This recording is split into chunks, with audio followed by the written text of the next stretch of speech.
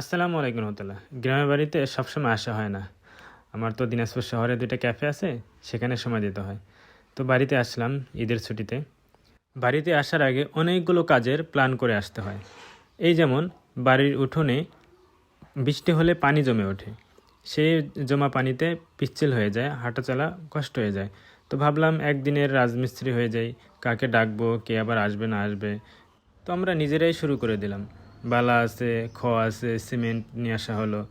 তো তিনজনে মিলে, আমি, বড় ভাইয়া, বাবা, তিনজনে মিলে আমরা শুরু করলাম।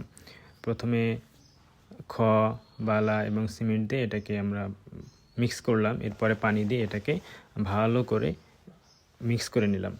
আমরা অবশ্য আমি চ্যাটজিপিটিতে দিলাম যে রেশিওটা কেমন, তো সেখান থেকে রেশিওটা দেখলাম। তারপরে আসলে অভিজ্ঞতাটা হলো সবচেয়ে বড় বিষয়।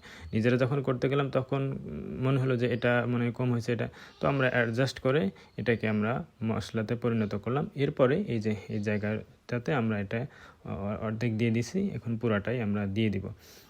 তো রোজা রেখে করতেছিলাম, অনেক কষ্ট হচ্ছিল। এরপরে ঢালাইয়ের কাজ এই যে আমি করতেছিলাম।